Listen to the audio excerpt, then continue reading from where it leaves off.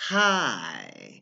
Do you realize how problematic water is? Well, welcome to the Huffington Voxlate, where today we'll be looking at just how bothersome water is, and why it's a problem, and why we need to rethink all our ideas on water. Now, you see, the world only has 30% of land mass, and that's got to house 4 billion people. 70% of the world is taken up with water where people can't live. And it's salty water as well, so we can't drink it as well. So 4 billion people all confined, oppressed on landmass. Well, water gets to control everything else. So, water was also instrumental in colonial slave trading. You see, without the oceans, they couldn't have transported the slaves, and the British Empire couldn't force slavery all over the world with their Royal Navy. So, we need to decolonize water as well as desalinating it. Now, water just isn't a abstract problem. If you're living in the arid Middle East, which is being forced to take water from the Israeli Zionist oppressors, and why so many people just have to flee away from all this oppressive water. You see, it's not just on the earth as well. Water itself is imbalanced. It's H2O, which means it's got two hydrogen atoms, but only one oxygen atom. This isn't science. This is science. You can't refute it.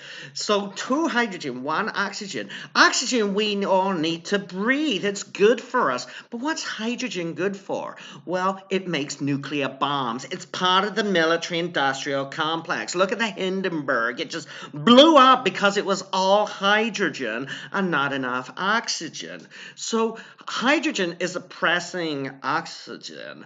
And this is an inequality that's been led to exist and fester because of white male patriotic heteronormative. So what are we going to do? But I need water to help me live. Well, Mr. White heteronormative person, that's where you're wrong. So I'm just going to look vaguely off to my left. It's like there's an audience of people just agreeing with me. But anyway, we need to change the way we deal with water. And the ways we can do that is drain the planet. Right now, corporations, capitalism is trying to flood us with more water by melting the ice caps. So what we've got to do, like the Dutch, the socialist Dutch have been draining the sea. We got to do what they do. And then I'm just going to look for confirmation to my left because I'm not really sure what I'm talking about. Not science. So we have to do that. We have to also liberate our bodies. Did you know the same ratio? That the flabby flesh that is part of us is only 30% of our bodies. The rest is water. It's oppressing us.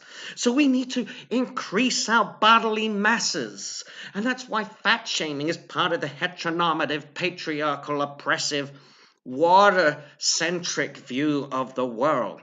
So we need to enlarge our bodies, reclaim the land, and also make water equitable. So what we're looking at is an equality of molecular outcome. Instead of drinking H2O, which is oppressive, we need to be drinking H2O2, which science calls hydrogen peroxide. And it's a lovely, pleasant blue color. And we got to do this now. Got to stop drinking water and start drinking H2O2, which is equal and fair and totally safe.